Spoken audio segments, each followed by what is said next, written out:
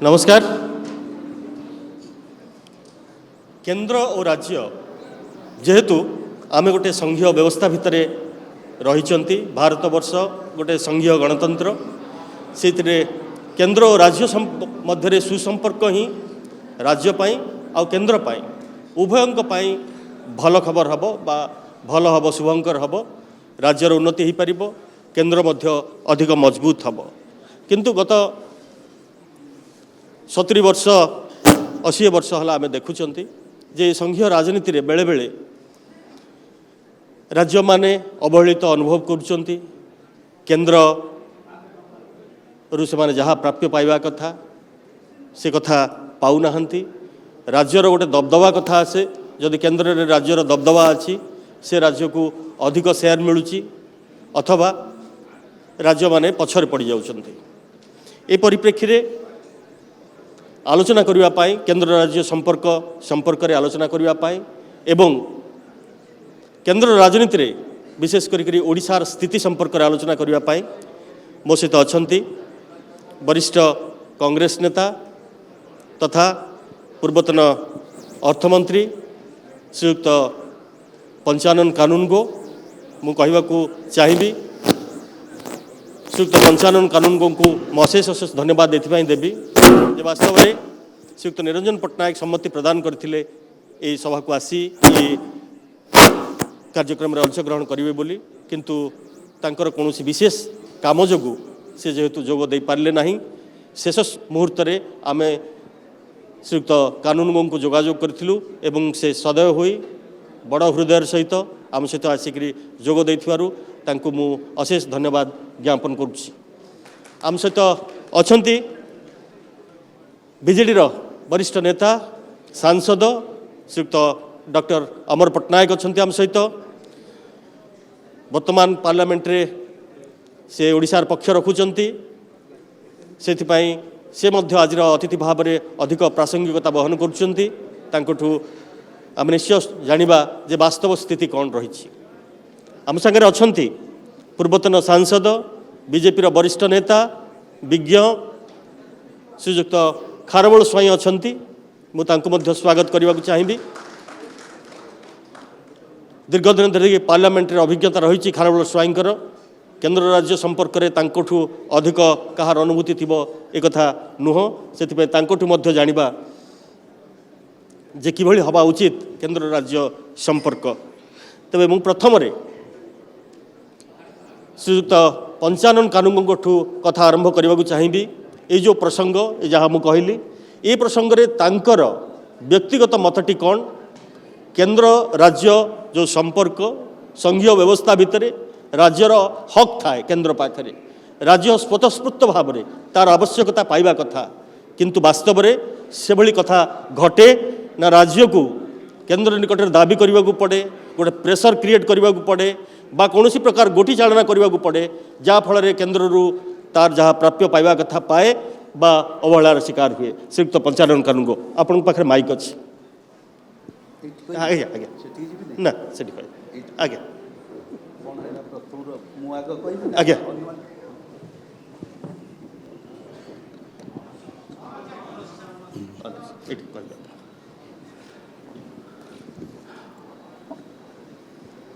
अनेक अनेक धन्यवाद नंदी घोष टीवी चैनल ए विषयटी को निर्णय करछंती कहउछंती विषय संपर्क रे वर्तमान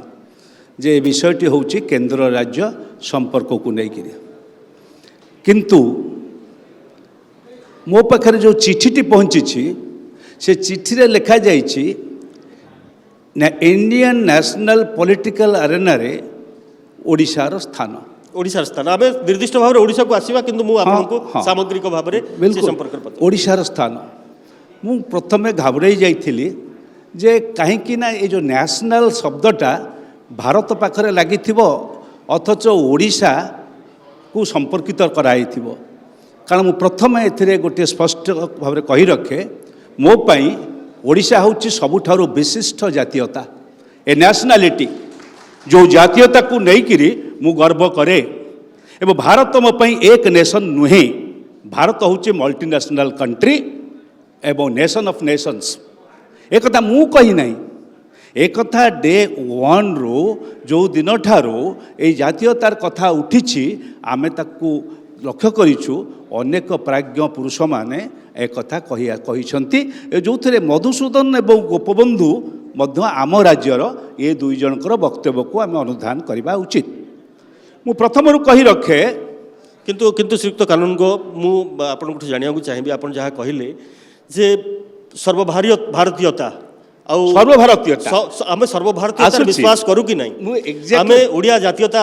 भितर रहउछंती ना आमे सर्वभारतीयता भितर हमर बिल्कुल मु सेठिके आसुथिली आम कथा कहिला बेले आमे सर्वभारतीय स्थिति रे आम स्थिति कौन ताकू कहिबा। आमे भारत वर्षर जातीय स्थिति रे आमको मजी दबा किए केतोले कहउछंती संस्कृत भाषा आमको आम उपरे प्रभाव पके विस्तार करिथिला जो सहित मु संपूर्ण भाव में गत 14 वर्ष धरिकी जुक्ति करी आसछे जो थे आम आज पाइचु शास्त्रीय मान्यता पाइलु। आम भाषा एक स्वतंत्र केवल नुहे एक सबुठारु बलिष्ठ एवं सबुठारु प्राक्तन भाषा निश्चयता से मु आपन को एथिपाई काई कहूची ना प्रकृत रे वास्तव रे आमे एक कथाटी को आलोचना कला बेले आमे सर्वभारतीय स्थिति रे आम स्थिति संपर्क रे तौलिबा से राजनीति हो बा अर्थनीति हो केंद्र रु राज्य तार जो न्याय्य हक थाए यस सी सीधा सुविधा रे पाई जाए ना सेति पई जोर दबा को पड़े कांदिबा को पड़े दाबी करबा को पड़े ए सब करबा को पड़े नहीं सेति पई भारत वर्षर संविधान प्रणेता माने सुचिंत भाव रे सुंदर भाव रे एक संघीय ढांचार तैयारी करि देइथिले किंतु से संघीय ढांचा को पालन करा जाउछि एवं सेथिरे केही बास सेटिके आसीबा आमे सेथिरे केही जोर जबरदस्ती करिबा दरकार नाही। एक ढांचा पड़िछि सेथिरे अर्थ केमिति वितरण हबो किंतु फाइनेंस कमिशन अर्थ वितरण कला बेले टर्म्स ऑफ रेफरेंस जो दिया जाए से टर्म्स ऑफ रेफरेंस गोटे केंद्राभिमुखी एवं ताहा राष्ट्रपति अनुमोदन क्रमे जो दिया जाए से आम देखुचु अनेक डेविएशन होउछि। आसबि आपण पाखक मुझे मु डॉक्टर अमर पट्टनायक को जानिया चाहिए जो कथा श्रीयुक्त कानून को कहते अर्थ कमिशन गठन होइछि राज्य मानकर आवश्यकता को निर्णय करने बोलिकी कौन आवश्यकता रही तार जनसंख्या तार आवश्यकता को दृष्टि रखिक किंतु एबे जेतोले आमे देखुछु बजेट रे विभिन्न प्रकार आलोकेशन होउछि से रेलवाई पाई हो बा अन्य क्षेत्र पाई हो बा आपण माने जेतोले फोकस स्टेट पाई दाबी करूछंती ई सब दाबी काहे जदि पंचदश अर्थ कमिशन जदि अर्थ कमिशन राज्य को तार प्राप्य दे पारे बा दे दिए ए सबुर किसी आवश्यकता नहीं आपण माने कहउछंती आमे जहा पाउछु ताहा अवहेलार शिकार हेलु आमको जहाँ आवश्यकता ताहा दिया जाऊ नहीं ये भली कहीं होउछि। प्रथमे तो मु धन्यवाद देवी आपण मानक नंदीघोष टीवी को मत ठाकू डाकी आपण जहाँ कहले अर्थ कमिशन केवल डिविजिबल पूल ऑफ टैक्सेस तार केमती आलोकेशन हम से डिसाइड करे। डिविजिबल पूल ऑफ टैक्सेस माने जति सेंट्रल टैक्सेस अच्छी जोटा कि इनकम टैक्स है आगुरी थिला कस्टम्स एंड सेंट्रल एक्साइज एबे जीएसटी रो कंपोनेंट आसला तो से जो टैक्स गुड़ाक से गुड़ाक सेंट्रल टैक्स माने सेंट्रल गवर्नमेंट सेटा को कलेक्ट करिकी कंसोलिडेट फंड को नेला और ताकू एका केभली भाव में डिस्ट्रीब्यूट करा जाय परिबो तार फार्मूला सेटा हमरो अर्थ पंच फाइनेंस कमिशन करूछंती सेत्र कहया पे चाहे कि से जो फाइनेंस कमिशन करूछंती आ पंचानन बाबू एबे जहाँ कहले कि जो तार टर्म्स ऑफ रेफरेंस सेटा को किंतु केंद्र सरकार तैयारी करूछंती। केंद्र सरकार फॉर एग्जांपल एबे तैयारी कले कि 2011 मसीहार पॉपुलेशन क्राइटेरिया नियाजिबो आमर होची भलो मैनेजमेंट आमर भलो माने जेहेतु आमर सोसाइटी एंड गवर्नमेंट्स गोटे रेस्पॉन्स देछि तेणु आमे ए क्राइटेरिया रे जो अच्छी रिप्लेसमेंट लेवल से आमे कम प्रोड्यूस आमर पॉपुलेशन कम है चलछि न से परिणाम कौन है आमको कम पैसा मिलला एंटायर सदर्न स्टेट को कम पैसा मिलला और जो मैंने सब उत्तर प्रदेश जो अच्छे से बेसी पैसा मिलला न एभलिया क्राइटेरिया आमे डिमांड करथिलु कि 1971 रो क्राइटेरिया को धरा जाऊ। द्वितीय कथा जदि आपनकर फाइनेंशियल मैनेजमेंट आमे भलो करिलु ओडिशा गवर्नमेंट जेबेठु सरकार आसीचंती बहुत भलो भाबे सुचिंतित भाव में करिथिबा जोगु हमर जो रेवेन्यू डेफिसिट सरप्लस रे गला फिस्कल डेफिसिट गोटे वर्ष इनफैक्ट नथिला न एभलिया सुपरिचालना जोगु आमको कम पैसा मिलूची कहीं जो मानकर सुपरिचालना नहीं से आहरी अधिक दरकार पड़ुची अर्थ फाइनेंस कमिशन दूची तेणु यही जो सब क्राइटेरिया करने द्वारा आमर कौन होची भल काम करने जोगु फाइनेंस कमिशन टू कम पैसा मिलुची सेही कथा मु पार्लियामेंट रे ଭଲ कहितली କାମ କରିବା ଯୋଗୁଁ ଫାଇନାନ୍ସ ଆଉ କମିଶନ ଗୋଟିଏ କଥା ବାବୁ এই যে non divisible share pool of taxes ଅଛି ସେଥିରେ ଆଉ ଗୋଟିଏ କଥା ମନେ ରଖନ୍ତୁ ପ୍ରଥମ ଥର ପାଇଁ ଗୋଟିଏ କଣ୍ଡିସନ କଲେ ପ୍ରଥମେ ଟର୍ମସ୍ ଅଫ ରେଫରେନ୍ସ ଦେଇକି ତାପରେ ଆଉ ଗୋଟେ ନୂତନ ଟର୍ମସ୍ ଅଫ ରେଫରେନ୍ସ ଦେଲେ कि केन्द्रर डिफेन्स बजेट ପାଇଁ ଗୋଟେ ନନ୍ ଲାପ୍ସେबल फंड क्रिएट करा जाऊ जोटाको कि सेंट्रल पूल रु बाहर कर दे कि तापर स्टेट को डिस्ट्रीब्यूट करंतु डिफेन्स होची सेंट्रल एक्सपेंडिचर सेंट्रल एलोकेशन पाई सारला परे ही सेथु नबार थिला तोण हमर कमी गला डॉक्टर पट्टनायक ये होची जहाँ व्यवस्था करा जायछि जहाँ संवैधानिक संस्था गठन करा जायछि तार कौन टर्म्स ऑफ प्रेफरेंस रही ताकू नहीं किंतु मोर वास्तव में मोर जानिबार कथा अछि मु श्रीयुक्त खारवेल स्वाईं से प्रश्न उत्तर जानवा चाहिए आपण पाखु पुणी फेरबी जे कौन सी राजनीतिक कारण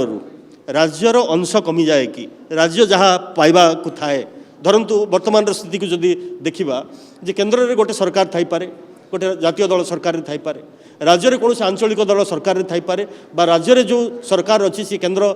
रे थिबा सरकार ठरू विरोधी ही थाईपे एभली स्थिति रे राज्यर अंश कमी जाए कि एवं केंद्र सरकार पात्र अंतर नीति अवलंबन करि पारंती कि आगे माइक कौनसी जगार राज्यर अर्थ केबे हेले कमी जाएनी निजर अपारगता को घोड़ाई सब यू कथा कह जाए मु गोटे उदाहरण दूची भारत जेतेबेले स्वाधीनता पाइला सेतेबेले भारतर प्राय सबु राज्यर अवस्था समान थिला समस्त को प्राय समान दिया होतला किछि राज्य अधिक दक्षता प्रदर्शन कले ऊपर को उठी गले किछि राज्य प्रदर्शन करि पारले नहीं तळे पड़ी कि रहिले अर्थ आमे संघीय व्यवस्था रे श्रीयुक्त स्वाईं संघीय व्यवस्था रे आमे कथा आइछन एटा गोटे जनमंगल राष्ट्र रे काम होउची केंद्र सरकार समस्त को समान आखिरे देखिबा कथा समस्त को समान रास्ता रे चलेबा कथा किंतु जड़े जदि आगु को बढ़ी पार्लानी ताकू आगु को बढ़िया ପାଇଁ केंद्र साहाय्य करिया कथा ना केंद्र ताकू आहुरी अवहेला करिया कथा मु ठीक सही कथा कहूँ आज्ञा कारण वर्तमान तारी ऊपर पार्लियामेंट रे अनेक थर वितर्क होइछि जो राज्य माने समान अर्थ पाइकी ऊपर को उठी गले निजर दक्षता बल रे से कहले आमर कोन एटा अपराध जे आमे ऊपर को उठी गलु बोली आमे कम पाइबु आ जे काम न कला जे अयोग्य से राज्यर निजस्व संबल से अधिक पाइबो नहीं निजर स्वाई से राज्यर अधिक संबल थाई पारे से राज्यर अन्य किछि सुविधा थाई पारे जोथि पाई से माने अधिक आगु को बढ़ी जाई पारले किंतु जो राज्यर बिल्कुल संबल नाही निजस्व संबल नाही संपूर्ण भाव रे केंद्र ऊपर निर्भरशील से राज्य को मध्य केंद्र अवहेला करिवो मु गोटे उदाहरण दूची आपण हिमाचल प्रदेश रो उदाहरण नियत हिमाचल प्रदेश होची गोटे पहाड़िया राज्य एवं छोटिया राज्य तांकर सेमिति किछि संबल नाही किंतु आपण वर्तमान इंडिया टुडे रे जो सर्वे रिपोर्ट दउची प्रत्येक थर आपण देखंतु गत 10 वर्ष हला से माने प्रथम 3-4 राज्य भीतर अछंती केमिति से माने को क्षेत्र रे आपण कहउछंती मो एक उदाहरण ता भी मु दउची से माने तांकर सबु गां गुडा कहउची पहाड़ ऊपर समाने सबु गां बिजुली पहुंचे देले पाइप जोगे पानी पहुंचे दैचंती सेमाने प्रत्येक गां को सबुदिनिया रास्ता कर दैचंती सेमाने प्रत्येक गां को बिजुली नहीं कि बहुत दिन हला जोगे दै सारलेनी सेमाने प्रत्येक 3-4टा गां रे गोटे स्कूल एवं गोटे डाक्तरखाना खोलचंती एटा तांकर योग्यता अन्य राज्य कोन से सब अभाव रही अन्य राज्य अभाव अछि इंडेक्स आपण एक कथा कहि पारन सेटर जनसंख्या को आखिर रखिकरी तार इंडेक्स को पैरामीटर हिसाब रे नेकी पकेला बेले आपण कहि पारंती से माने उन्नति करचंती किंतु से माने केंद्रीय साहाय्य मोर प्रश्न थिला अलगा जे केंद्रीय साहाय्य रे काहे की पात्र अंतर अछि जे टिके कम दुर्बल ताको काहे की आगु को उठा जाउनी जे टिके आगु को जाईची बरं ता कथा पछे बुझा जीवो एभली काहे करा जाउनी मु पंचानन कानून गोठे तांकर प्रतिक्रिया जानिया चाहिए संपर्क रे आपण माइक धरिवे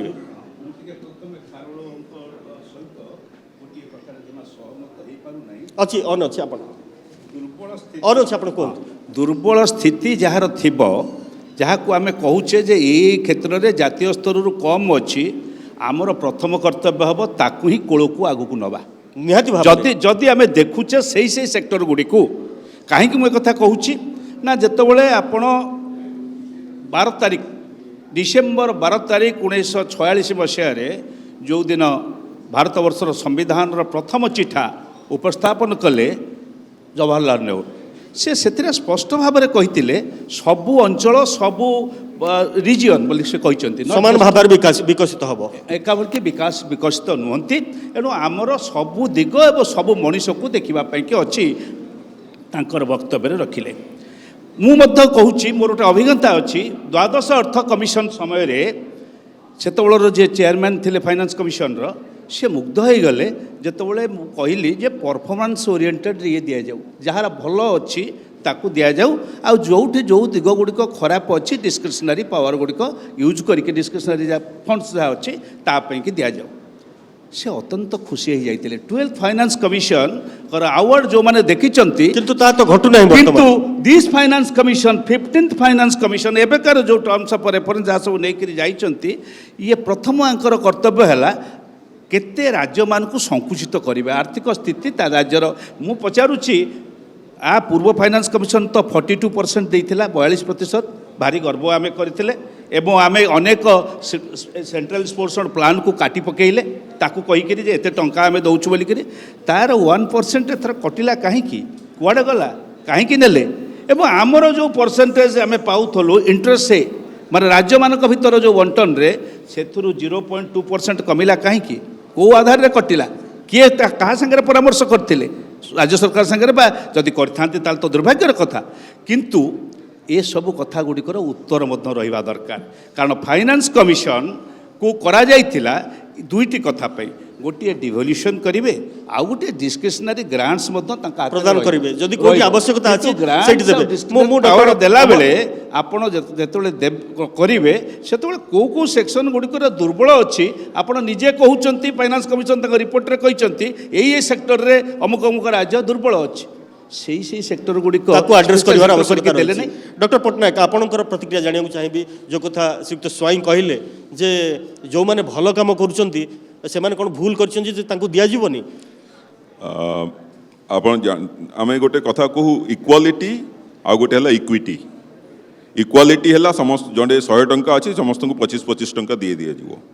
ଆଉ ଇକ୍ୱିଟି ହେଲା ଯଦି 100 ଟଙ୍କା ଅଛି ସେଥିରୁ ସବୁଠୁ ଯିଏ ଦୁର୍ବଳ ତାକୁ 35 ଟଙ୍କା ଦିଆହେବ, ଆଉ ଜଣକୁ 15 ଟଙ୍କା ଦିଆହେବ। ଆମର ଏଣ୍ଟାୟାର କନଷ୍ଟିଟ୍ୟୁସନାଲ ପ୍ରିନ୍ସିପଲ୍ ହେଉଛି ଇକ୍ୱିଟି ବେସ୍ଡ, ଆଉ ସେଇ ଇକ୍ୱିଟି ପାଇଁ ସେଇ କେନ୍ଦ୍ର ସରକାର ଏବେ କରିଛନ୍ତି ଆସ୍ପିରେସନାଲ ଡିଷ୍ଟ୍ରିକ୍ଟ, ସବୁଠୁ ପୁଅରେଷ୍ଟ ବ୍ୟାକୱାର୍ଡ ଡିଷ୍ଟ୍ରିକ୍ଟ ଉପରେ ବେଶୀ ଏମ୍ଫାସିସ୍ ଦିଆହେଉଛି, କାହିଁକି ସେମାନଙ୍କୁ ଏକା ଉପରକୁ ଉଠେଇଲେ ଦେଶର ଉନ୍ନତି ହେବ। ତେଣୁ ଯେଉଁ ଇକ୍ୱାଲିଟି ବେସିସ୍ରେ ତାକୁ ଆପଣ ଗ୍ରହଣ କରୁଛନ୍ତି କି ଯେ ଗୋଟିଏ ସମୟରେ ଆମେ ସ୍ୱାଧୀନତା ପାଇଲେ, ଗୋଟିଏ ସମୟରେ ଆମେ ସବୁ ରାଜ୍ୟ ଗଠନ ହେଇଛି, ପ୍ରତ୍ୟେକ ରାଜ୍ୟକୁ ସମାନ ସମାନ ସେତେବେଳେ ସୁଯୋଗ ଦିଆଗଲା। ଏତିକି ବର୍ଷ ଭିତରେ କେଉଁ ରାଜ୍ୟ ଆଗକୁ ଯାଇଛି, କେଉଁ ରାଜ୍ୟକୁ ପଛକୁ ଯାଇଛି, ଯେଉଁ ରାଜ୍ୟ ପଛକୁ ପଡ଼ିଯାଇଛି ସେ ପଡ଼ିଯାଇଥାଉ, ଯେଉଁ ରାଜ୍ୟ ଆଗକୁ ଯାଇଛି ତାର କ'ଣ? ଯଦି ଭାରତୀୟ ରେଲୱେଜ୍ ଇଣ୍ଡିଆନ୍ ରେଲୱେ 75 ବର୍ଷ ପରେ ମଧ୍ୟ ଓଡ଼ିଶାର 6ଟି ଡିଷ୍ଟ୍ରିକ୍ଟରେ ରେଲୱେ ଲାଇନ୍ କରିନି। ରେଲୱେ ହେଉଛି କମ୍ପ୍ଲିଟଲି ସେଣ୍ଟ୍ରାଲ ସବଜେକ୍ଟ, ସେଥିପାଇଁ ଓଡ଼ିଶାବାସୀ କେମିତି ଦାୟୀ? ଯଦି ଓଡ଼ିଶାର 7 ବର୍ଷ ଭିତରେ କେବଳ ଗୋଟିଏ ରେଲୱେ ଲାଇନ୍ ହେଇଛି, ପ୍ୟାସେଞ୍ଜର ଟ୍ରେନ୍ ଜମା ହେଉନାହିଁ, କେବଳ ଫ୍ରେଟ୍ ହେଉଛି, କାହିଁକିନା ସେଥିରୁ ମିଳୁଛି। ରେଲୱେ ହେଉଛି କମ୍ପ୍ଲିଟଲି ସେଣ୍ଟ୍ରାଲ ସବଜେକ୍ଟ, ସେଇଟା କେବଳ ସେଟା ତ ରେଲୱେ ଓଡ଼ିଶାର ରିସୋର୍ସ କର୍ସ ପାଇଁ କେବଳ central government is completely responsible, ଏଇଟା ମୋର ଧାରଣା। ଶ୍ରୀଯୁକ୍ତ ସ୍ୱାଇଁ, ମୁଁ ଆପଣଙ୍କୁ ସୂଚନା ଦେବାକୁ ଚାହିଁବି ଯେ ଆପଣ ଯାହା କହିଲେ 2 ଜଣ ଯାକ ପ୍ୟାନେଲିଷ୍ଟ ସେଥିରେ ଏକମତ ନୁହନ୍ତି, ଯେ ଆପଣ ଯାହା କହୁଛନ୍ତି ଯିଏ ଅଧିକ ଆଗକୁ ବଢ଼ିଲା ତାର କ'ଣ ଦୋଷ ଥିଲା, ସେ କାହିଁକି ପାଇବନି, ଆଉ ଯିଏ ପଛରେ ରହିଗଲା ସେ ତ ଦୋଷୀ, ଆଗକୁ ବଢ଼ିବା କଥା। ମାଇକ୍ ଧରିବେ। ମୁଁ ଗୋଟେ ଉଦାହରଣ ଦେଉଛି। ଆପଣଙ୍କର ବୋଧେ 2014 ମସିହା ନିର୍ବାଚନ ପୂର୍ବରୁ ଓଡ଼ିଶା ଏବଂ ବିହାର ଦୁଇଟି ଯାକ ରାଜ୍ୟ କହୁଥିଲେ, ଓଡ଼ିଶା ବି ଏପର୍ଯ୍ୟନ୍ତ କହୁଛି ଯେ ଆମକୁ ସ୍ୱତନ୍ତ୍ର ରାଜ୍ୟ ପାଇବା। 2000 ମସିହାରୁ କୁହାଯାଉଛି ଆଜ୍ଞା, 2014 କଥା ନାଇଁ 14 ନାହିଁ, 2000 ମସିହାରୁ କୁହାଯାଉଛି ଆମକୁ ସ୍ୱତନ୍ତ୍ର ରାଜ୍ୟ। ମୁଁ କ'ଣ କହୁଛି ଆପଣ ଟିକେ ଶୁଣନ୍ତୁ। କୁହାଗଲା, କୁହାଯାଇକି ତାପରେ ସେତେବେଳେ ବିହାର ସରକାର 50,000 ବିହାରୀଙ୍କୁ ନେଇକି ଦିଲ୍ଲୀରେ ଗୋଟେ ବିକ୍ଷୋଭ କଲେ। ଓଡ଼ିଶା ସରକାର ବି 10-15,000 ଲୋକଙ୍କୁ ନେଇକି ଟ୍ରେନରେ ନେଇକି କଲେ। ସେଇଠି ବିହାରର ଏବେ ବି ମୁଖ୍ୟମନ୍ତ୍ରୀ ଅଛନ୍ତି, ସେତେବେଳେ ବି ଥିଲେ ନୀତିଶ କୁମାର। ସେ କହିଲେ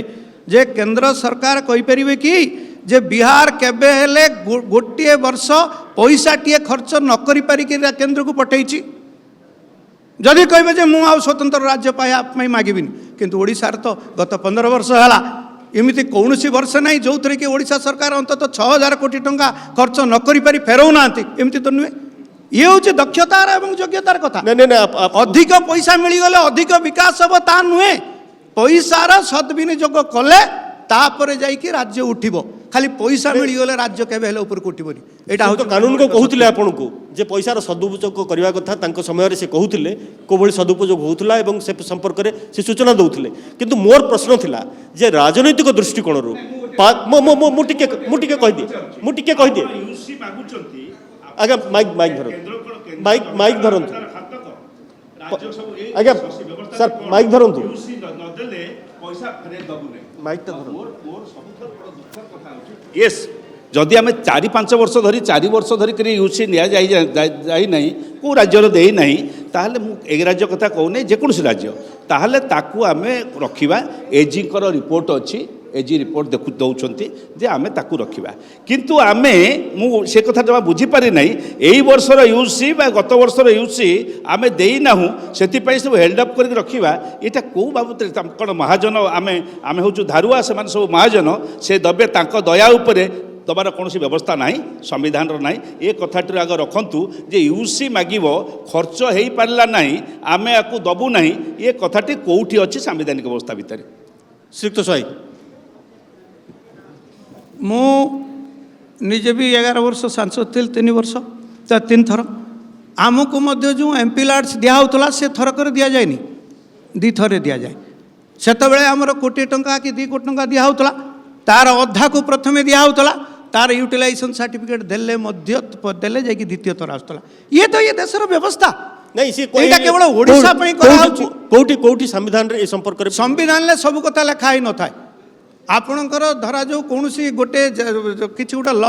आईन पास हो गले तापर तार बाइल तार नियमावली रेगुलेशंस पर तैयारी हुए से सब संविधान ले लिखा ही न थाए परवर्ती काल ताकू सब व्यवस्था करा जाय था सेही बळी भाव रे सरकार यही गोटे पद्धति करछंती समस्त समान केवल ओडिशा पई नुहे बा केवल राज्य पई नुहे अन्य मान को एमएलए मान को जो दिया होची तांको भी 2टा इंस्टॉलमेंट रे दिया होची थरे खर्च कले जाइए सर्टिफिकेट देले जाइए द्वितीय थर दिया होची ठीक अछि आपण यूसी देले आपण अधिक अनुदान पाइबे किंतु आगे हां मु आपण देबी मु ऑडियंस को आसीबी ए करी मोने मोर प्रश्न होची जे केवल यूसी देले जाइकरी आपण देबे खर्च करिवा पाई किंतु यूसी जदी देई नथिबो आ काम भी हेइथिबो सेते बेले पैसा देबेनी खर्च करिवा पाई ना देबे किंतु कथा होची आपण को पैसा दिया जिवो आपण खर्च न करी कि तो पकेई की रखिबे ताले केंद्र सरकार काहे कि अधिक पैसा आपण को देबे मो डॉक्टर पटनायक गोटिया कथा जानिया को चाहूची ये ठीक अछि ये बारंबार ये सब अभियोग हबो अभियोगर उत्तर अछि सब कथा अछि किंतु मोर प्रश्न थिला मूलरु जहा मो प्रश्न करथुली जे राजनीतिक अभिसंधि रखी राजनीतिक उद्देश्य कारण राजनीतिक दृष्टिकोण पात्र अंतर करा जाए कि मो मतरे आपण जदि एथरर बजेट देखिबे बजेट डॉक्यूमेंट देखिबे कैपिटल एक्सपेंडिचर पई मैसिव जो एक्सपेंडिचर प्रोविजन करा जाइछि केवल केतोटी स्टेट रे करा जाइछि जोटी इलेक्शन हवा पई जाउछि dedicated freight corridor Odisha through रे जाई पारंतानी कि रेलवेज रो अधिक लाइन जोटा पुराना वर्ष आमर पड़ी रही 20 वर्ष है 30 वर्ष है सेगुड़ा कंप्लीट करा जाई पारि नथांता कि सेतिरो तो यूसी कथा आसुनी जमा सेटा तो सेंट्रल गवर्नमेंट ही इंप्लीमेंट करछि प्रश्न भिन्न थिला डॉक्टर पटनायक मु जानियो चाहूची जे राजनीतिक अभिसंधि बा राजनीतिक उद्देश्य रखिकरी बीजेपी केंद्र रे अछि वर्तमान अन्य कोनोसी सरकार राज्य रे अछि से कथा नुह चिराचरित भाव रे कोनोसी सरकार जदि केंद्र रे अछि से जदि राज्य रे समान सरकार नाही ताहाले पातर अंतर भोगिबा को पड़े कि हाँ पढ़िया पड़े मु जहाँ एग्जांपल देली आपन को आगुरु मध्य हेई आसीची काहे कि ना थरे सेंट्रल गवर्नमेंट रो जो एलोकेशन गुडा खर्च हेबो सेटा राजनीतिक दृष्टिकोण रु करा जाउची जोटा करा जीवा कथा नुह द्वितीय कथा आउ गोटे कथा छोटिया कथाटे कहया चाहूँगी कि आपण मैंने सीएजी रिपोर्ट सेंट्रल गवर्नमेंट रो सीएजी रिपोर्ट आर वर्ष उठे देखु 34 डिपार्टमेंट भितर 12 डिपार्टमेंट मध्य फंड सरेंडर करिसेंती खर्च करि पारि नांती ता माने कोन से माने यूसी देई नथले काहा को दबार थिला सेंट्रल गवर्नमेंट रो केते गोटे एजेंसीज मध्य यूसी देई नांती तार पूर्ण विवरणी सेथिरे रखाइछि मिनिस्ट्री को देई पारि नांती तेणु यहाँ गोटे चिराचरित प्रक्रिया ता जोगु जो आउ पैसा दिया जीव नहीं यहाँ कम्प्लीटली रॉन्ग प्रैक्टिस आम यार उत्तर श्रीयुक्त स्वाई को जाना कि पूर्व मु जाना चाहिए पंचायन कानून प्रतिक्रिया जे मु जो जहाँ प्रश्न मोर थिला जे राजनीतिक दृष्टिकोण पात्र अंतर करा जाए कि ଯେତେବେଳେ ରାଜନୈତିକ କଥାଟା ଆମେ ଆଲୋଚନା କରୁଛେ ଦୁର୍ବଳ ରାଜନେତୃତ୍ୱ ଯଦି ଗୋଟିଏ ରାଜ୍ୟରେ ଥିବ ଏବଂ ଗୋଟେ ସରେଣ୍ଡର ଭାବ ଥିବ ତାହେଲେ ନିଶ୍ଚିତ ଭାବରେ ଯିଏ ଦବା ଲୋକ ବା ଯେଉଁଠୁ ଆସୁଛି ଫ୍ଲୋ ହେଉଛି ସେ ନିଶ୍ଚିତ ସେହି ଅନୁସାରେ ତାକୁ କରିବ। ଜିଏସ୍ଟିରେ ଆମକୁ ସାମ୍ବିଧାନିକ ବ୍ୟବସ୍ଥା କହିଲା ଯେ ଆମେ ଯାହା କ୍ଷତିପୂରଣ ହେବ 14% ସହିତ ପର୍ଯ୍ୟନ୍ତ ତାହା କେନ୍ଦ୍ର ପୂରଣ କରିବା ପାଇଁ ବାଧ୍ୟ ଅଟନ୍ତି। সেই চুক্তিনামাରେ ଆମେ ଜିଏସ୍ଟି ଗ୍ରହଣ କରିଥିଲେ ବୋଲି କୁହାଯାଉଥିଲା। ଯେତେବେଳେ ଜିଏସ୍ଟି କମିଗଲା ଦେଲା ନାହିଁ ଅନେକ ରାଜ୍ୟ ବାଧା ଦେଇଛନ୍ତି। ଓଡ଼ିଶା ଭଳି ଅନେକ କେତେକ ରାଜ୍ୟ ହାତ ଟେକିଲେ କହିଲେ ଆମେ ଋଣ ନେବୁ ତୁମେ ଋଣ କର ଆମେ ଆମର ଋଣ ବଢ଼େଇବୁ ପଛେ ତାଙ୍କ କଥା ରାଜି ହେଇଗଲେ। ମୁଁ ପଚାରୁଛି ଯେତେବେଳେ ଏଇ କଥାଟିଏ ଜଣେ ଦେଖିବ ଯେ ମୋ କଥାରେ ସେ ସବୁବେଳେ ରାଜି ହେଉଛନ୍ତି ମୁଁ ସେଇ ଭାବରେ ଦୁର୍ବଳ ଲୋକଟିକୁ ଦେଖିଲେ ଚାପ ସୃଷ୍ଟି ରାଜି ହେବା ଏଇଟା ଠିକ କହୁନାହାନ୍ତି। ଆପଣଙ୍କର ଯୋଉ ଜିଏସ୍ଟି ରେ ଅପସନ 1 ଆଉ ଅପସନ 2 ଦିଆଯାଇଥିଲା ପ୍ରଥମ ପର୍ଯ୍ୟାୟରେ 17ଟି ରାଜ୍ୟ ଆଗ୍ରି କରିଥିଲେ 4ଟି ରାଜ୍ୟ ତାପରେ କଲେ ଆଜି ସମସ୍ତ ରାଜ୍ୟ ଆଗ୍ରି କରିଛନ୍ତି ଫର ଅପସନ 1 କାହିଁକି ନା ସେଣ୍ଟ୍ରାଲ ଗଭର୍ଣ୍ଣମେଣ୍ଟ ବାଧ୍ୟ କରେଇଲା ଏଥିରେ ନାହିଁ କି ଓଡ଼ିଶା ସରକାରଙ୍କ ଉତ୍କଳ ଦୁର୍ବଳ ନେତୃତ୍ୱ ଯୋଗୁଁ। ମୁଁ ପଚାରୁଛି ୟେସ୍ ମୁଁ ଏକ ସହିତ କାହିଁକି ସେଇଭଳିଆ ଯୋଉ ଆରେଞ୍ଜମେଣ୍ଟ କରିଛନ୍ତି ଅପସନ 2 ରେ ଅଧିକ ପଇସା ତମକୁ ଋଣ ସୁଝିବା ପାଇଁ ପଡ଼ିବ।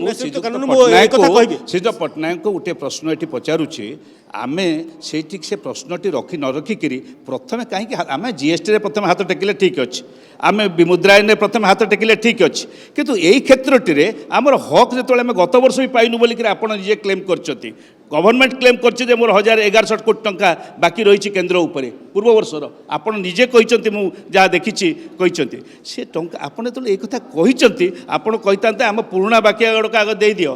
ତାପରେ ଆମେ କଥା ବିଚାର ଆମେ କହିଛୁ ଆଉ ପାଇଲୁ ବି ସେ ପଇସା କହିଲୁ ଆଉ ତାପରେ ପାଇଲୁ ବି ସେ ପଇସା ଆଉ ଗୋଟିଏ କଥା ମୁଁ କହିବା ପାଇଁ ଚାହୁଁଛି ନା ଏଇଟା ଆପଣ କେନ୍ଦ୍ରର କୌଣସି ସ୍କିମ୍ ସହିତ ଏକମତ ହେବା ଦୁର୍ବଳ ନେତୃତ୍ୱ ବୋଲି କହିବା ମୁଁ ତାକୁ ଅନ୍ତତଃ ଗ୍ରହଣ କରିପାରୁନି ଏଥିପାଇଁ ଯେତେବେଳେ ଯୋଉ ଗୋଟେ ଯଦି ଭଲ କଥା ଜିଏସ୍ଟି କଥା ଆପଣ କହିଲେ ମୁଁ କହୁଛି ସମଗ୍ର ଦେଶ ଯେତେବେଳେ ଜିଏସ୍ଟି କି ଗ୍ରହଣ କରୁଛି ଏବଂ ଏକକ ଟିକସ ବ୍ୟବସ୍ଥାକୁ ଯେତେବେଳେ ଗ୍ରହଣ କରାଯାଉଛି ସେତେବେଳେ କୌଣସି ରାଜ୍ୟ ଯଦି ତାକୁ ଗ୍ରହଣ କରେ କେମିତି ଆପଣ କୋଉ ଲଜିକରେ କହିବେ ଯେ ସେଟା ଗୋଟେ ଦୁର୍ବଳ ନେତୃତ୍ୱ ଯୋଉ ଗ୍ରହଣ କରାଗଲା ମୁଁ କହିରେ ୟେସ୍ ସବୁ ରାଜ୍ୟ ଗୁଡ଼ିକ ଗ୍ରହଣ କଲେ ମୁଁ ଲଢ଼େଇ କରିବା ପାଇଁ ଗୋଟେ ରାଜ୍ୟକୁ ସୂଚନା ଲଢ଼େଇ କରିବା ପାଇଁ ଆହୁରି ବହୁତ ପଶ୍ଚିମବଙ୍ଗରେ ସେ ଢାଳି ପକେଇଲେ ପଇସା ବୋଲିକରି ବର୍ତ୍ତମାନ ଆମେ ଦେଖୁଛୁ ଅନେକ ରାଜ୍ୟରେ ତାଙ୍କର କ୍ଷମତା ଅଛି ପଇସା ଦେଲେ ମାନେ ସେଠି ସରକାର ଅଛନ୍ତି ଯେତେବେଳେ ଭୋଟ ଆସିବ ଗୋଟେ ଦେଇ ଦେଉଛନ୍ତି ଅଲଗା କଥା ଡରେଇକିରି ଭୟ ସୃଷ୍ଟି କରିକିରି ଆମେ ଯଦି ଲକ୍ଷ୍ୟ କରିବା ଯେ ସେ ଗୋଟେ ଲଢ଼ୁଛି ଏବଂ ଏ ଲଢ଼ୁଆ ଲୋକଠାରୁ ଆମେ ଲୋକଙ୍କୁ ଖସେଇବା ଇଏ ଗୋଟେ ମାନସିକ ମୁଁ ଆପଣଙ୍କୁ ଜାଣିବାକୁ କରୁଛି କେନ୍ଦ୍ରୀୟ ସ୍କିମ୍ ସହିତ ଏକମତ ହେବା ରାଜ୍ୟ ଦୁର୍ବଳ ନେତୃତ୍ୱର ପରିଚୟ କି ମାଇକ୍ ନିଅନ୍ତୁ ସାର୍ ନାଇଁ ଆପଣ ଦେଖନ୍ତୁ ଯେ ପ୍ରଥମେ ଯେଉଁ ଅର୍ଥ କମିଶନ ଗୁଡ଼ିକ ଥିଲା ସିଏ ରାଜ୍ୟମାନଙ୍କୁ 31% ଦେବା ପାଇଁ ସ୍ପନ୍ସର କରିଥିଲା ମୋ ପ୍ରଶ୍ନ ପରବର୍ତ୍ତୀ କାଳ ମୁଁ କହୁଛି ଆସୁଛି ସେ ପଏଣ୍ଟ ଆଜ୍ଞା ବର୍ତ୍ତମାନ କେନ୍ଦ୍ର ସରକାର ବର୍ତ୍ତମାନ ସେଇ ଅର୍ଥ କମିଶନ ମାନେ ତାକୁ 10% ବଢ଼େଇକି 42% କରିସାରିଲେଣି କାହିଁକି କରୁଛନ୍ତି ଏଥିପାଇଁ କରୁଛନ୍ତି ଯେ ଆଗରୁ ଯେଉଁ ସେଣ୍ଟ୍ରାଲି ସ୍ପନ୍ସର୍ଡ ସ୍କିମ୍ ଥିଲା ତା ସାଙ୍ଗରେ ରାଜ୍ୟମାନେ ଏକମତ ହେଉନଥିଲେ କାରଣ ଯେଉଁ ସ୍କିମ୍ କେନ୍ଦ୍ର କରିଦେଲା ସେଟା ରାଜସ୍ଥାନରେ ହୁଏତ ଏଟା କାମରେ ଲାଗିପାରେ ଓଡ଼ିଶାରେ ଏଟା ଲାଗିବନି ସେଇଥିପାଇଁ ସେଗୁଡ଼ାକ କମେଇ ଦେଇକି ବର୍ତ୍ତମାନ ତାର ଏଇ ଯେଉଁ 10%କୁ ବଢ଼େଇ ଦିଆଗଲା ଯେଉଁ ଅର୍ଥ କମିଶନ ମାନେ ସେଥିପାଇଁ ବଢ଼େଇ ଦେଲେ ତେଣୁ କେନ୍ଦ୍ରମାନେ ରାଜ୍ୟମାନେ ରାଜି ହେଲେନି ବୋଲି ପରା ଏହା କରାଗଲା ମୁଁ ଟିକେ କହିବାକୁ ଚାହିଁବି ମୁଁ ଡକ୍ଟର ପଟ୍ଟନାୟକ ଶ୍ରୀଯୁକ୍ତ ସ୍ୱାଇଁ ମୁଁ ଏକଥା କହିବାକୁ ମୁଁ ଏ ପ୍ରସଙ୍ଗ ଏଥିପାଇଁ ଉଠେଇଥିଲି ଯେ ବରାବର ଆମେ ଦେଖୁଛୁ ଆମେ ଯେତେବେଳେ ସାମ୍ବାଦିକତା କରୁଛୁ ସେତେବେଳେ ଦେଖୁଛୁ ଅନେକ ଜାଗାରେ ଯେଉଁଠି ଆବଶ୍ୟକତା ଥାଏ କୌଣସି ନା କୌଣସି କାରଣରୁ କେନ୍ଦ୍ରୀୟ ଅବହେଳାର ଶିକାର ମଧ୍ୟ ହୁଏ ଆବଶ୍ୟକତା ଥାଇକରି ମଧ୍ୟ କେନ୍ଦ୍ରୀୟ ଅବହେଳାର ଶିକାର ହୁଏ କିନ୍ତୁ କେନ୍ଦ୍ରୀୟ ଅବହେଳାର ଶିକାର ହେଲେ ସେ ରାଜ୍ୟ ପାଇଁ ଗୋଟିଏ ମାତ୍ର ବିକଳ୍ପ ରହୁଛି ସେ ବିକଳ୍ପଟି ହେଉଛି ଆପଣ ଯାହା କହୁଥିଲେ କିଛି ସମୟ ତଳେ 50,000 ବିହାରୀଙ୍କୁ ନେଇକରି ଦିଲ୍ଲୀରେ ଡେମନଷ୍ଟ୍ରେସନ୍ କରିବା ନହେଲେ 10,000 ଓଡ଼ିଆଙ୍କୁ ନେଇକରି ଦିଲ୍ଲୀରେ ଡେମନଷ୍ଟ୍ରେସନ୍ କରିବା ବା ନାରାବାଜି କରିବା ଏ କଥା କିନ୍ତୁ ତାର କୌଣସି ସାମ୍ବିଧାନିକ ଫୋରମ୍ ନାହିଁ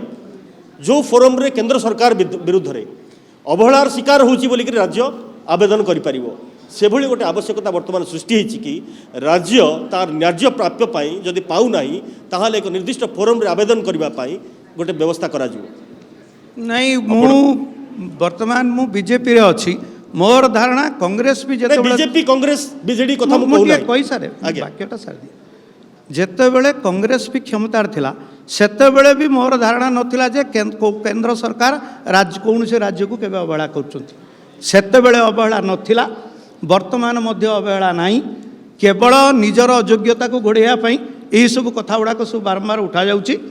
मु एतिकी कहवा कथा जे राज्य माने सेमानकर दक्षता प्रदर्शन करंतु राज्य मानक निकट में गोटे सेन्स ऑफ प्रायोरिटाइजेशन प्राथमिकता गोटे थाउ कौ कामटा को आगे करवा कौ कामटा को पछरे करवा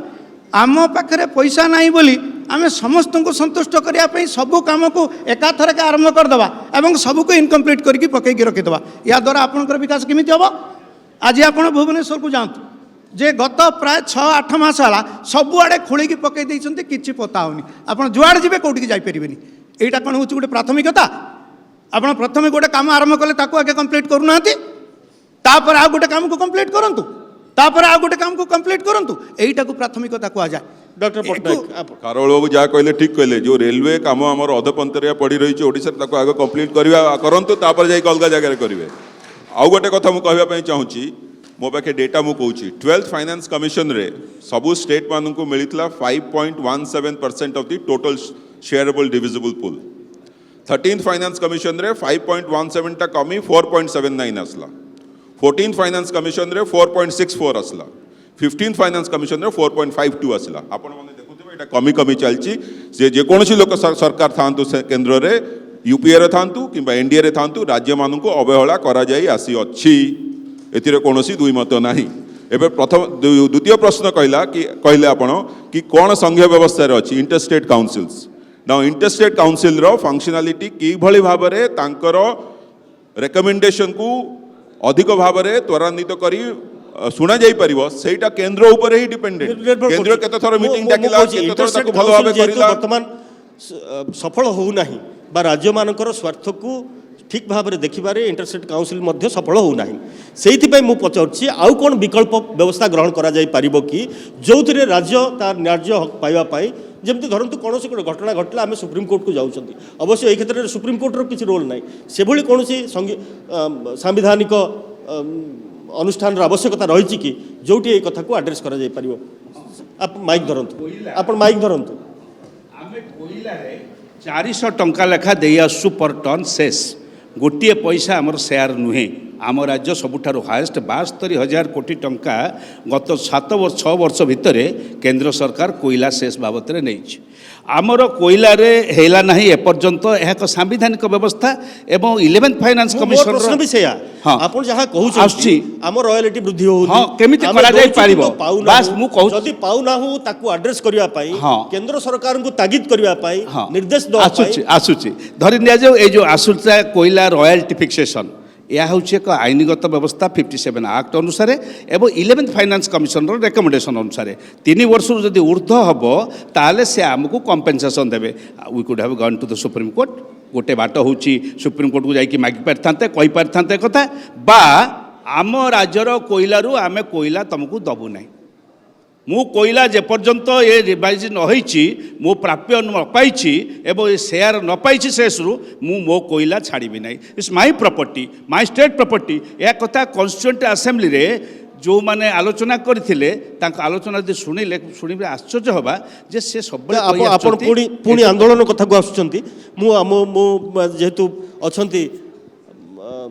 वरिष्ठ सांबादिक प्रद्युम्न शतपथी अच्छा बहुत समय से किसी कहूँ चाहूँगी मुझे अनुरोध करदेवी श्रीयुक्त शतपथी एभली एक गुरुत्वपूर्ण प्रसंग को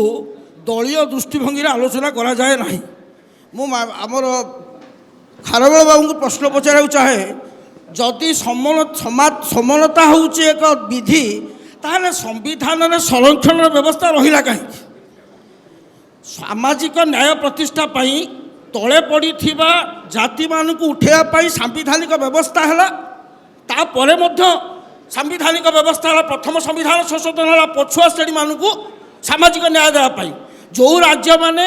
आर्थिक क्षेत्र में सबुठ पछरु अच्छी से यथोचित भाव में प्रचोदित करवा संविधान निर्देश द्वितीय कथा है जिते बड़े अन्याय होती सेतेबेले जो आपण कहले विधि व्यवस्था रे सांविधानिक विधि व्यवस्था रे अच्छी विधि अच्छी जदि कौन राज्य एवं राज्य भितर बा राज्य बा केंद्र भितर ଯଦି କୌଣସି ବିବାଦ ଦେଖାଦିଏ ତାହା ଅର୍ଥନୈତିକ ହେଉ ସାମାଜିକ ହେଉ ଭୌଗୋଳିକ ହେଉ ତାହାର ବିଚାର ମଧ୍ୟ ସର୍ବୋଚ୍ଚ ନ୍ୟାୟାଳୟ ହେବ। ଏହା ଏକ ସାମ୍ବିଧାନିକ ବିଧିବ୍ୟବସ୍ଥା। ତେଣୁ କିନ୍ତୁ କିନ୍ତୁ କିନ୍ତୁ କିନ୍ତୁ ଆମେ ଆମେ ସ୍ୱତନ୍ତ୍ର ରାଜ୍ୟ ମାନ୍ୟତା ଦାବି ତ ସୁପ୍ରିମକୋର୍ଟରେ ଯାଇକରି କରିପାରିବାନି। ନାଇଁ ସର୍ବୋଚ୍ଚ ନ୍ୟାୟାଳୟରେ ଆପଣଙ୍କ ଯେଉଁ ଦାବିଟି ହେଉଛି ଯେ ଆମକୁ ସ୍ୱତନ୍ତ୍ର ଆପଣଙ୍କୁ ସ୍ୱତନ୍ତ୍ର ଅର୍ଥନୈତିକ ବିଧିବ୍ୟବସ୍ଥା ଆମକୁ ଦିଆଯାଉ, ଏହା ଆମର ଯୁକ୍ତି ଅଛି। ଆମ ପାଖରେ ଆମର ପ୍ରଚୁର ଖଣିଜ ସମ୍ପଦକୁ ଆପଣମାନେ ଲୁଟ୍ କରି ନେଇକିରି ଆମର ପ୍ରାପ୍ୟ ଦେଉନାହାନ୍ତି। ତେଣୁ ଆମକୁ ଆମ ପ୍ରାପ୍ୟ ଦେବା, ନିଜ ଅଧିକାରକୁ ଦାବି କରିବା, ଏହା ହେଉଛି ରାଜ୍ୟର କର୍ତ୍ତବ୍ୟ। ତାହା ହିଁ ତ କରିବା କଥା। କିନ୍ତୁ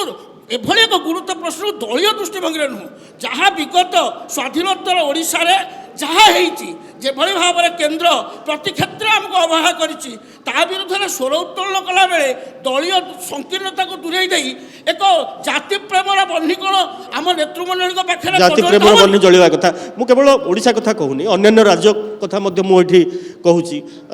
ଯେହେତୁ ଖାରବେଳ ବାବୁ ଯାଇଛନ୍ତି ନେଇଛନ୍ତି, ମୁଁ ଆପଣଙ୍କଠୁ ଜାଣିବାକୁ ଚାହୁଁଛି ଯେଉଁ କଥା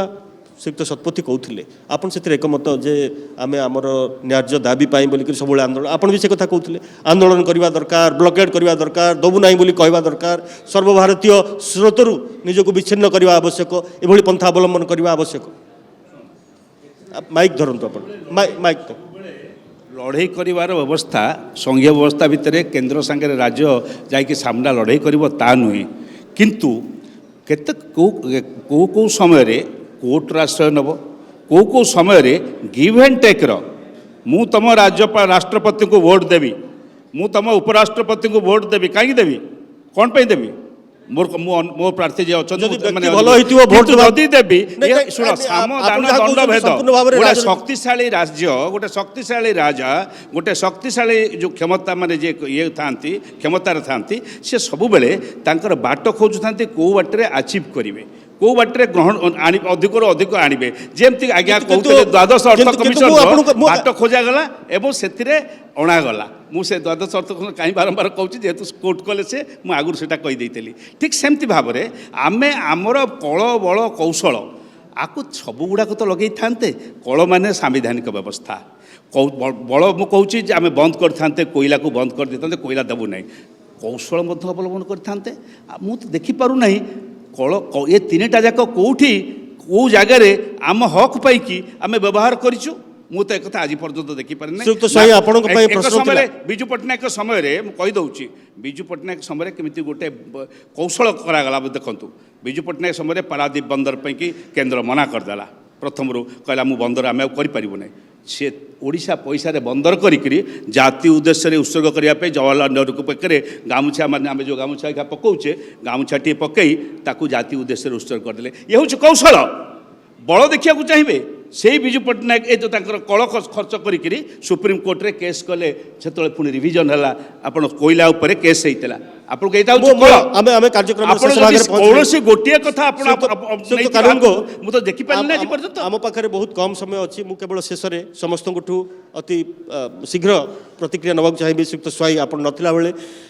ପ୍ରଶ୍ନ ପଚାରୁଥିଲେ, ପ୍ରଦ୍ୟୁମ୍ନ ଶତପଥୀ ବରିଷ୍ଠ ସାମ୍ବାଦିକ ପ୍ରଶ୍ନ ପଚାରୁଥିଲେ ଯେ ଯଦି ସମସ୍ତଙ୍କୁ ସମାନ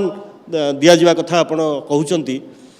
ତାହେଲେ କାହିଁକି ସଂରକ୍ଷଣ ବ୍ୟବସ୍ଥା ସମ୍ବିଧାନରେ ପ୍ରଣୟନ କରାଯାଇଛି? ଆପଣ ମାଇକ୍ ଧରିବେ।